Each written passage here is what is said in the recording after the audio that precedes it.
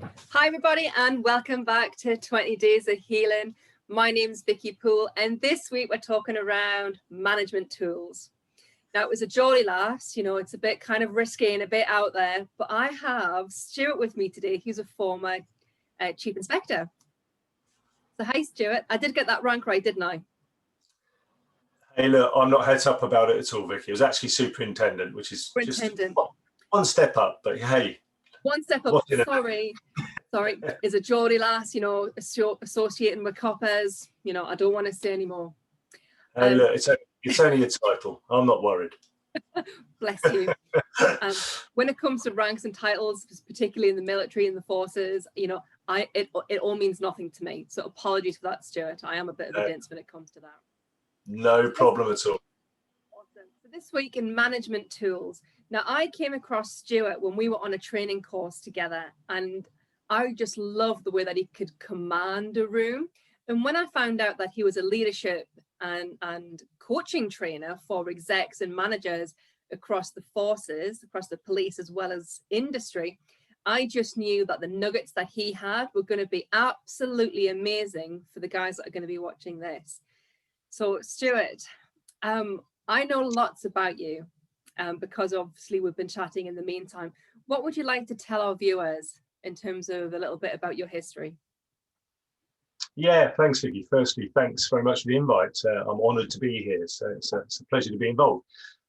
So I guess my background was, as you've rightly put out, in policing. So I got to the rank of Superintendent, and my ultimate responsibility before retiring nearly 5 years ago now, doesn't seem possible, but it is, was the area commander for Reading, so big town in Berkshire, West Berkshire. Interestingly, England's biggest town, actually, so in fact not many people know, as opposed to a city. So I had about 400 people under my command, and that was my last kind of what you might say operational position. Thereafter, I was seconded to the National College of Policing, which is more of a entity than a place. To deliver leadership training to the kind of senior ranks in the service and other services, actually. So fire service, ambulance service, civil service came in occasionally. So it was a leadership training package. I did that for 2.5 years. Then I went off into the corporate world for a few years, and I find myself now having run my own business for around about 12 months, 18 months nearly. So yeah, that's me, that's my background, and I guess that's why I'm here, Vic. That's exactly right. That's exactly why you're here. Now, I've heard stories about how brilliantly the police support one another as they're going up through the chain, because you don't have a HR team, you have a people team where everyone's managed together.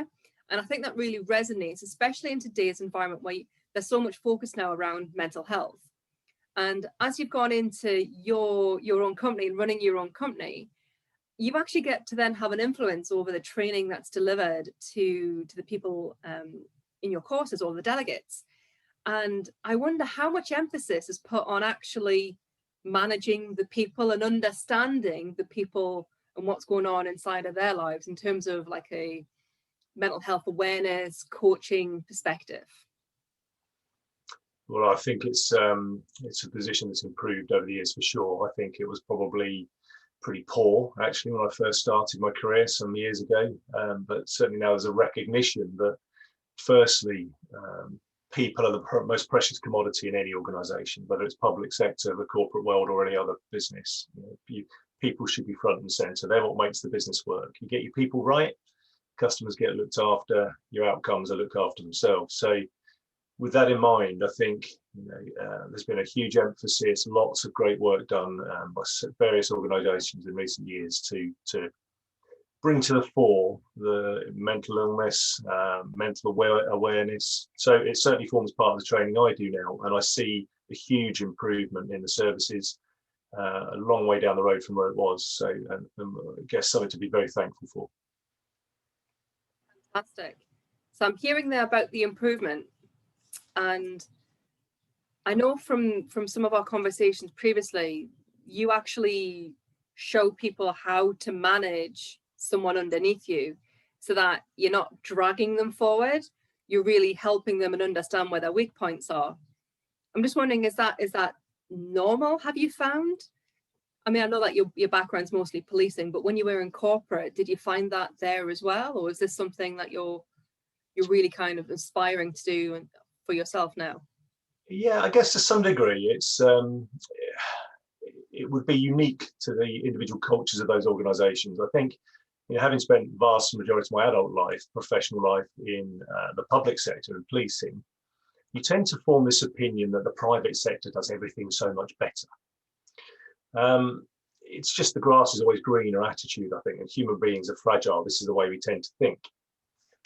But there is a phrase, of course, that it's the grass is only greener on the other side because it's always raining there. So having then gone into the corporate world for a few years, I very quickly formed the opinion that actually, I think generally the corporate world is better at certain things. So lean systems thinking, for one, probably a little bit more astute with financial management.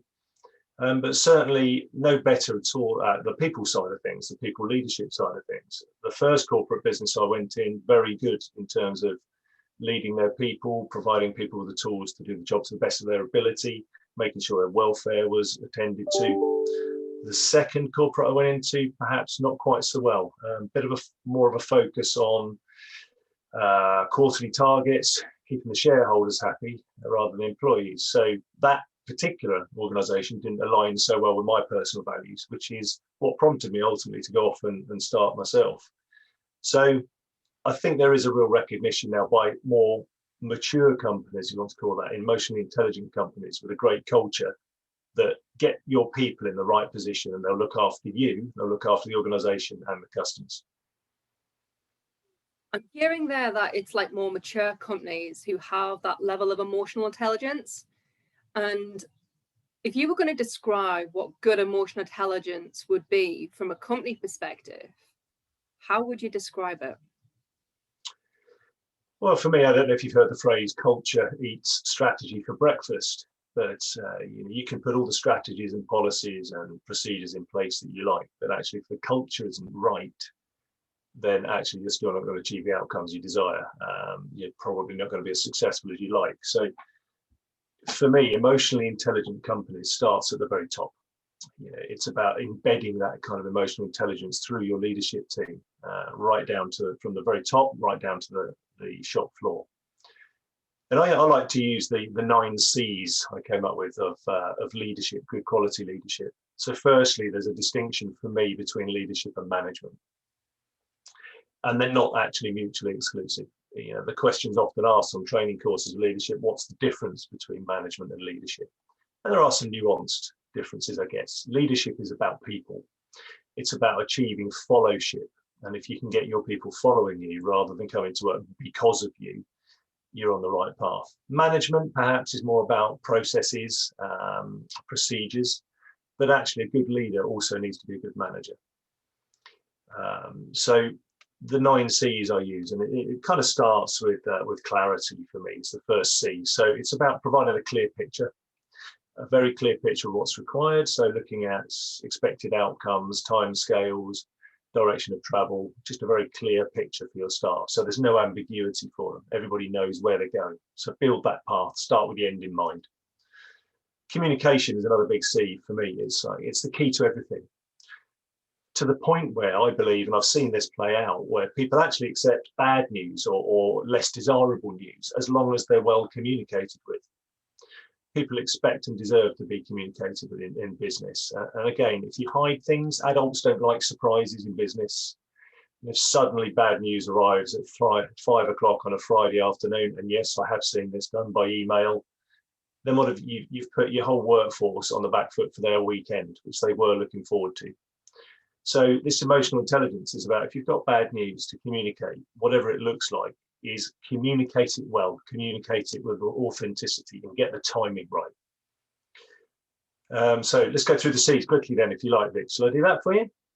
Please, yeah, that'd be grand. Yes, we've got clarity, communication. Yeah, and these are in no specific order, by the way, no ranking here, but courage is another one. And by that, I mean, have the courage of your convictions as a leader. Make courageous decisions based on solid rationale, focusing on the outcomes you're looking for. Staff don't like leaders that sit on the fence, don't make those decisions. And actually, even in the knowledge later on, with the benefit of hindsight, that if you had your time again, you may have made the decision differently. As long as you're making those decisions based with the right intentions, based on information you have to hand, and you're providing the communication around it, be courageous in your decision making, and it will stand you in good stead with good rationale behind that. So another one, this big one for me, this is curiosity. Be curious in your staff. Know your staff. And it's no good to just know the names of your staff. That's a great start if you know the names of your people. But actually know a little bit more. Know their home life, know their circumstances. You know, do they have a dependent perhaps at home that causes them some anxiety in terms of work-life balance? If you know that, you can lead them better, you can make adjustments. So be curious, understand your staff, understand your teams, your individuals, your managers. And if you've got a huge organization and it's unrealistic to know that depth of information about each and every one of your team members, then at least try and instill that in your managers down through the levels, as it were, so they can do the same. Again, so another one would be competence. You know, be competent as a leader is no good, is it, being in a position as a leader if you're not competent in certain areas. Now, we've all got strengths, we've all got areas of development. No person in any leadership position is the finished article, in my view. We've all got areas that we could work on. So know your blind spots, work on them, uncover your blind spots, have a coach if needs be, but uncover those blind spots to make yourself more competent. Learn all the time, never stop learning. So another one for me is coaching. So I think the most successful organizations have a deeply embedded coaching culture within their leaders. And by that, I mean, don't just give the answers to people. Equip them with the skills themselves to make those decisions. Give them the clear picture of where you're going right back to communication. And then coach them to come up with the ideas themselves. Don't pretend if you're at the top of an organization that you have the monopoly on good ideas. That's egocentric leadership. That's temporary. That's not sustainable. Make sure that you've got a coaching culture within the organization. Equip your leaders to coach if needs. If you need to send them on a course to do that or equip them some learning to do that, then great, absolutely. So the next C for me is very deeply entwined into emotional intelligence, and that's compassion or caring. Be a compassionate and caring leader. Be empathetic. You know, understand the issues that your workforce are working through. Understand the mud they're wading through and how deep that mud is at any one time. Be compassionate, understand, make adjustments where you need to. And a couple left. So another one for me is confidence. Goes hand in hand with competence, I guess. Be confident in your ability. Demonstrate that confidence. And lastly, probably not an absolute prerequisite for highly effective leadership, but certainly if you look back in history and look at some of the most successful organizations out there, they will be headed by a leader that shows some level of charisma. So charisma is an attractive trait in leadership. It's not the be all and end all, and it is a personality thing. It can be developed with some work, but I think the most successful leaders, the research will tell you, be charismatic individuals. So they're my C's. I've lived by those for many, many years now, and I check in with myself every now and then. If any are starting to fall off the shelf, kind of bring them back, have a look. Which of these C's have I demonstrated this week, this month, this year? I love those C's, actually. And it's interesting that if I was to think back to good managers that I've had in the past and good leaders, people that I perceive as good leaders, I can see that they've got more of those ticked than some.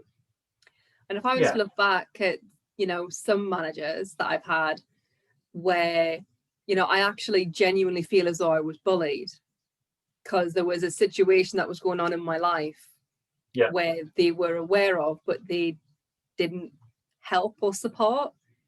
And I love like the compassionate element of it. And it's interesting because in those particular roles that I'm thinking of that I had, you would look back at that and there wasn't a single person in the team who would get up and follow that manager, follow that leader. Yeah. So it was like our team leader and then like the director of department and then the exec director on top of that. You know, almost none of us would kind of, you know, just get out and follow them. It was, we have to do this today. Yeah. But curiously and strangely enough, the chief exec and most of the exec board in this company that I'm thinking of right now was incredibly charismatic. You know, they were a brilliant leader.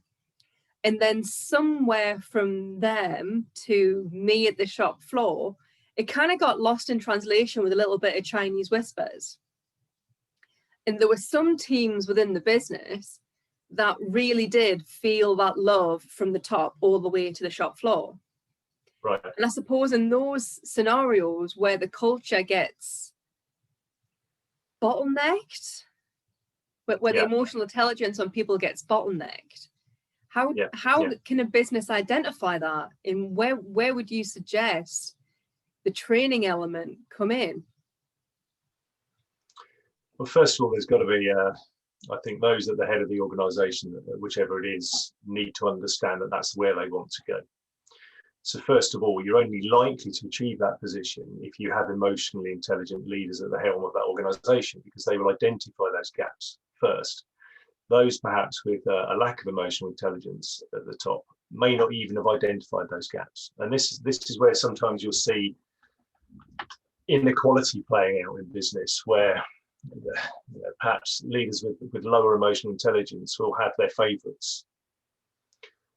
And for me, this is a big one. And I've not managed to find the C for this. And if I can, and if you can come up with one, Becky, please do. But this is about fairness and equality.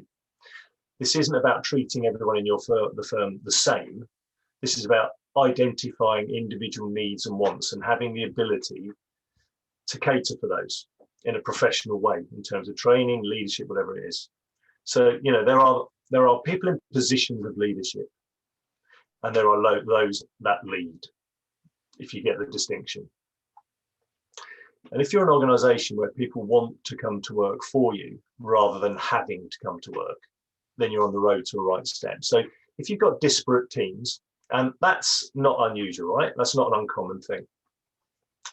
So, you know, there's a fabulous book, by the way, on that, and it's called The 5 Dysfunctions of a Team by one of my favourite leadership gurus, by the name of Patrick Lencioni, an American guy who wrote The 5 Dysfunctions of a Team. And I would certainly recommend anybody in a leadership position, whether experienced, new into the role, read that book to understand the dynamics of the team and what creates some of these tensions.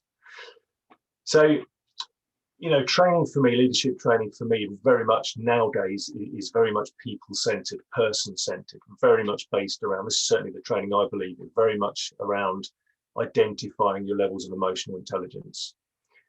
You know, a lot of the big companies now are moving away from recruiting on skills and a CV, more to recruiting on attitude, understanding they can train for skills, recruit on attitude. Because if you get people in with high levels of emotional intelligence and a great attitude to culture and work, you can train them to do the business. You know, going back some decades, it was what degree have you got? What masters have you got? What have you got on your CV? How many courses have you done? Now, that's great, depending on the role. But of course, if those individuals or an individual that's got all those qualifications, but has a pretty poor attitude and a lack of emotional intelligence, that's a whole lot harder to work with in an organization than training them for the skills, if you see what I mean. I do. Yeah. Interesting. And thinking about the emotional intelligence piece, when you're in that corporate role or you're doing your day-to-day job, people really only get to see you when you get to see them in a formal setting. Well, that formal setting's now changed, and you get to know you used to be able to get to know the ins and outs of people hanging around the water cooler, in that you would learn, you know, more about that person, and you would build a bigger picture on on that person emotionally, so that you know what you can say, what you can't, how you would need to phrase things. And at the moment, I mean, we're all in lockdown, and it's a lot of people are finding this lockdown in particular the most challenging of all. Yeah. And how is that showing up in a working environment? And I remember you saying that you started your business 12 months ago. So you've spent more time working in lockdown and post-COVID than what you have pre-COVID. So how is this really affecting how managers look after their team and how you're able to deliver your training? Well, actually, I was training last week and I was actually in a training room. So I was quite surprised the current client I'm working with actually has put COVID secure measures in, reduced class sizes, more ventilation, all the right things they put in place in order to still run classroom-based training. I was quite surprised actually. I was expecting that to be maybe put online, but that's quite refreshing. So yeah, timing was great for me, wasn't it? Let's open my own training business just at the start of lockdown. So great timing, but actually it's worked out. So this thing about visibility, yeah, the water cooler chat is very important. So visibility comes in very different ways. Traditionally, we tend to think as visibility as leaders as up close and personal, right? So I think what's happening now is that we've got to be more imaginative. So it's about imaginative visibility and visibility with a purpose, rather than just blind visibility. Look, I'm here, you can see me. That's great, but actually doesn't achieve a great deal in terms of getting the best out of your people. It's about visibility with a purpose. So maybe can I give you an example of how that can look sometimes? Yeah. Please. Yeah. So when I first got into kind of the senior ranks of policing, I found myself posted to Reading, big police station, huge police station, lots of offices, lots of teams all over the station, you can imagine. And of course, in my head, this thing about visible leadership is very important, and it is. So I would, in the afternoon, perhaps take a walk around the station. I'd walk into some of the team rooms, and I'd just kind of say, "Hi, everyone. How's everyone going? How you doing?" Maybe sit with somebody. How's it going? And of course, maybe not getting quite the response that you'd hoped for. So for me, it was like, no, visible leaders are good leaders. That was where I was coming from at that point. So I went and thought about it actually and worked with a coach a little bit on this. I said, I'm not quite getting the response. They're kind of making the right noises. They're saying, "Oh, hi boss, yeah, I'm good, thanks." And of course, they're busy. They're typing away. They're busy people. They're looking at their watch. It's coming up towards the end of the day. They're starting to think about getting away home, trying to finish off the paperwork, whatever it is. And of course, the boss walks in and just wants to chew the cud. So first of all, do they actually want to see the boss if you haven't got a purpose? Some do, some don't. Secondly, are you actually holding them up from getting away at this point because they're trying to finish off the filing? So, you think of these things, you think, okay, so I still believe wholeheartedly in visibility. So let's think of a more imaginative way around this. So what I would do is in the afternoon, 3-4 o'clock, I'd walk past, let's say, the local CID office, the detectives. I'd walk past the office, just have a look through the doors and walk past, see who was in there. I'd then go back to my office, go on the computer, have a look at what that individual was dealing with in terms of victims and witnesses, crime types, this kind of stuff. Have a look at what they're dealing with. And of course, when they're dealing with a crime, it's all computerized now. All the record of victim contact is listed and this kind of stuff. So I would have a look, I'd pick someone and I'd see, right, Detective Sergeant Vicky Paul's in the office. So I've seen Vicky sat there, I'll go and look and see what Vicky's working on at this time. They haven't necessarily seen me go past the office at this point. So I'd have a look and I think, oh yeah, she's dealing with that nasty robbery at the moment. And I can see she's been in touch with the victim. So on several occasions, doing a really good job keeping the victim updated there. So again, this comes back to what we spoke about earlier with communication, right? So at that point, I'd then go back down to the office, but with a purpose now. So not just to waft in there and have a chat with people and leave. So I go in there and I go up and I say, "Oh, hi, Vicky, how you doing?" And Vicky would be frazzled around the edges, typing away, wanting to get home. And Vicky, "Oh, hi, boss." Again, I say, "Hey, I don't want to hold you up. I know it's come towards the end of the day and you're busy filing. I just wanted to say that robbery you're dealing with, I know there's some issues around that with the victim, but the victim contact has been first class. So thanks very much for that. Keep it up. It's great work." And then I disappear. That was a 1-minute conversation. So the impact for that in 1 minute compared to 5, 10 minutes, 15 minutes sitting around the office chatting with people was immeasurable for me, because two things happened. First of all, you're showing an interest. So the C of curiosity, you're being curious about your team. Now she believes I know every single job that she's dealing with. Of course, I don't. I've looked it up, right? So you can't possibly, with multiple teams, you can't possibly know what every individual is dealing with if you're kind of that far removed. but you can do that. So the impact was, wow, boss knows what we're doing. And that goes around the office, and everybody thinks the boss knows exactly what they're dealing with. And so productivity increases, the curiosity is there. They actually like you coming in and patting them on the back. And little handwritten notes. I used to leave little handwritten notes in their drawers, in their filing, to say, great job yesterday, well done, keep up good work. So just again, a little token, sort of subliminal message was, you haven't sent an email, you've left a handwritten note, taken the time to put 3 or 4 lines, takes 30 seconds. And on your way out the building, drop it in the right tray. So you can still do that remotely. These are the things you can do remotely. You can still lead with a purpose remotely. So if we think about effective communication, we all know, don't we, that Professor Moravian's formula is that the most effective form of human communication is non-verbal. Okay, so it's the second most effective form of communication, he says, is intonation. So the way you say things, right? The least effective form is what you actually say, and that's words.